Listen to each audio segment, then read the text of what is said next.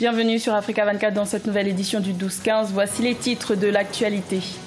Bilan mitigé en Côte d'Ivoire après l'annonce des résultats des élections municipales et régionales du 13 octobre. Si le parti présidentiel se félicite de sa large victoire, le PDCI impute son faible score aux soupçons de fraude et d'irrégularité. Le gouvernement ougandais veut réduire sa dépendance au financement étranger.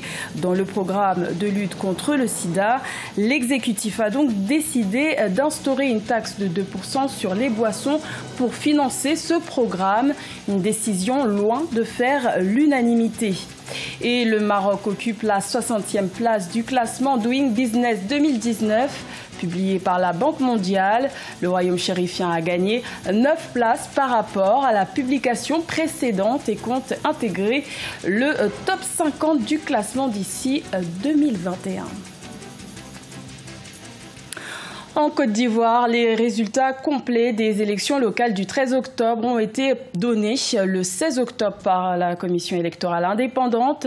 Et des résultats qui accordent une large victoire au RHDP, parti unifié, dont le PDCI s'est séparé il y a quelques mois. Le PDCI accuse le coup de sa défaite et pointe du doigt des soupçons de fraude et d'irrégularité. Reportage de notre correspondant Olivier Conan. Résultats mitigés aux élections locales du 13 octobre pour le PDCI, Parti démocratique de Côte d'Ivoire. Sur 106 listes aux élections municipales, seulement 50 ont été élus.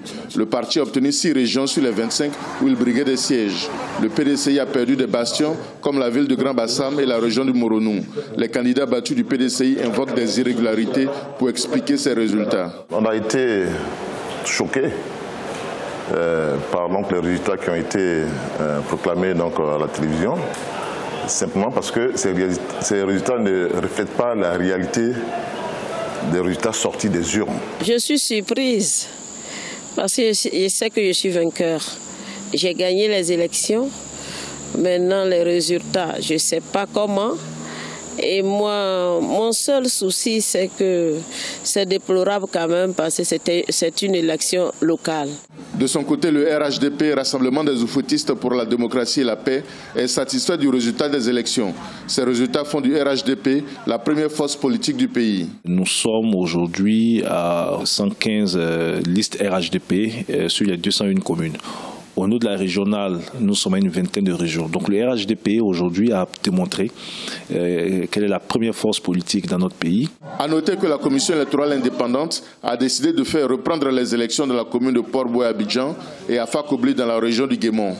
Au plan national, les candidats battus ont introduit une centaine de recours en annulation du scrutin auprès de la Cour suprême. L'Ouganda veut gagner en autonomie dans sa stratégie de lutte contre le VIH-Sida. Le gouvernement ougandais a donc décidé d'appliquer une taxe de 2% sur les boissons. Objectif, réduire la dépendance des financements extérieurs et mobiliser 2,5 millions de dollars par an pour financer ce programme sanitaire. Nelly Claude Bessa.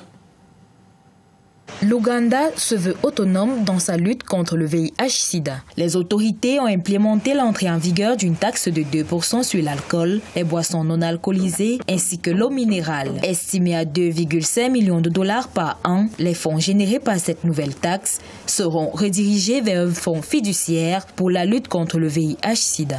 Une stratégie qui permettra de rendre le pays moins tributaire des donateurs étrangers. Nous avons besoin de revenus générés localement pour faire face aux défis du VIH dans le pays. Dans l'éventualité d'une réduction du financement de la communauté internationale, nous pourrions être en mesure de maintenir nos propres interventions. Le pays a besoin de plus de 700 millions de dollars chaque année pour la prévention et le traitement du VIH. Les activistes sont mitigés par rapport à la nouvelle mesure. Certains estiment que le gouvernement doit élargir son budget national pour la santé en accordant la priorité au financement du traitement du VIH. Les pays devraient se tourner vers la mise en place de financements innovants qui leur permettront de mobiliser de nouvelles ressources plus prévisibles, plus équitables et plus pérennes. Des activités telles que le transport aérien, la téléphonie mobile, les transactions financières pourraient être opérées. En Ouganda, au moins 68% du financement du traitement du VIH proviennent des donateurs, tandis que seulement 11% proviennent du gouvernement et 1% du secteur privé. Les familles des victimes du VIH, quant à elles, contribuent à hauteur de 20%. Le Maroc poursuit son ascension dans le classement Doing Business de la Banque mondiale pour évaluer la qualité de l'environnement des affaires.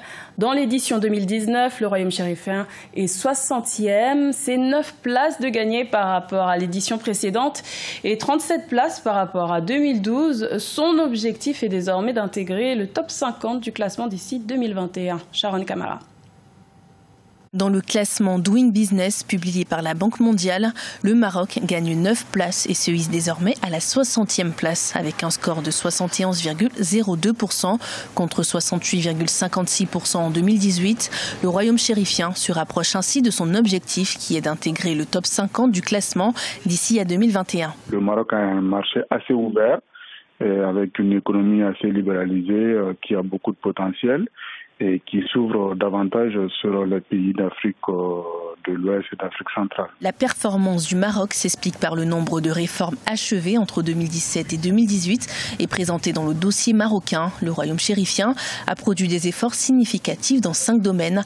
La création d'entreprises, le raccordement à l'électricité, le transfert de propriété, le commerce transfrontalier ainsi que le règlement de l'insolvabilité. Tout cela est dû à une forte réforme de l'économie du Maroc ces 10 dernières années et une ouverture vers les marchés émergents. On pourrait peut-être s'attendre éventuellement à l'entrée du Maroc dans le club des pays émergents très bientôt. Dans la région MENA, le Maroc est le 2e du classement derrière les Émirats arabes unis. Parmi les autres importantes économies de la région, on retrouve l'Algérie au 57e rang, derrière l'Égypte, l'Iran, l'Arabie saoudite et la Tunisie. Retour sur une histoire insolite au Cameroun. Le 31 octobre 2018, une femme de 62 ans a accouché de son premier enfant, le résultat d'une fécondation in vitro réalisée par le centre hospitalier Paul et Chantal Biya à Yaoundé.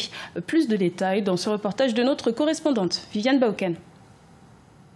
Suzanne ne peut contenir ses larmes devant sa fille Marie, un précieux sésame qu'elle a désiré pendant près de 42 années. Entre ses nombreuses consultations chez les praticiens, naturopathes et autres professionnels des plantes, c'est finalement à 62 ans que le centre hospitalier de recherche et d'application en chirurgie endoscopique et reproduction humaine, Paul et Chantal Biya de Yaoundé, lui a offert ce bonheur grâce à la fécondation in vitro.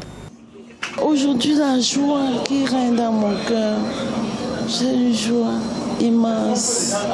Oui, à 62 ans, mon premier enfant, grâce au cancer. Selon les spécialistes, les tentatives de fécondation in vitro chez les patients de plus de 60 ans représentent des risques élevés. Cette réussite du cancer est donc une première en Afrique. C'est parce que ça fait 62 ans, c'est pas tous les jours qu'on voit les femmes venir pour fécondation in vitro dans nos pays africains à cet âge-là. Parce qu'en plus, c'est une femme qui vivait au fin fond de son village. C'est après avoir vu à la télévision une image un jour où on a fait accoucher une femme de 60 ans qu'elle est venue nous consulter. À écouter cette femme et tout ce qu'elle a vécu dans sa vie, les traitements indigènes, tout ce qu'elle a vécu, les humiliations, vous ne pouviez pas être insensible. Depuis l'inauguration en 2016 par la première dame Chantal Biya de ce centre spécialisé dans la reproduction humaine, ce sont près de 85 bébés éprouvettes qui ont été conçus au Cameroun. La Côte d'Ivoire se prépare à accueillir la 2e Coupe d'Afrique des Nations de football de son histoire. Après 1984, le pays sera hôte en 2021. De nombreux chantiers ont démarré pour débuter l'organisation de cet événement qui nécessite pas moins de 200 milliards de francs CFA. Reportage de notre correspondant Olivier Diacotin.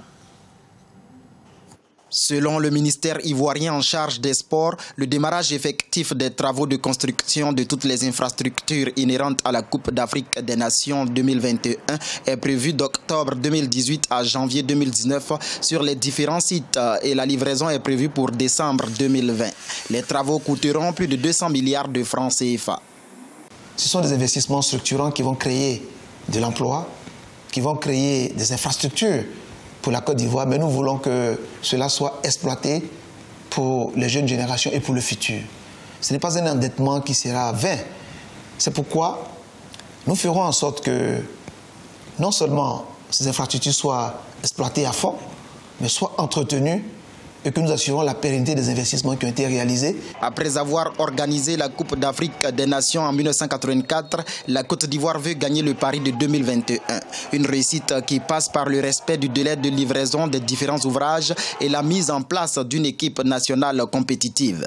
Au-delà de l'optimisme, nous sommes à l'œuvre pour que les instructions et la vision du chef de l'État soient respectées. Nous allons nous qualifier pour la CAN 2019 et préparer une équipe forte pour que la CAN 2021 en Côte d'Ivoire soit une réussite totale avec la victoire des éléphants. En rappel, la Côte d'Ivoire a remporté 2 fois la Coupe d'Afrique des Nations de football en 1992 et 2015. Récemment, le pays a retrouvé le top 10 des meilleures équipes nationales de football du mois d'octobre, selon le classement de la Fédération internationale de football association FIFA. Ce journal a été réalisé par l'ensemble de la rédaction. Merci de votre fidélité. L'information continue sur Africa 24.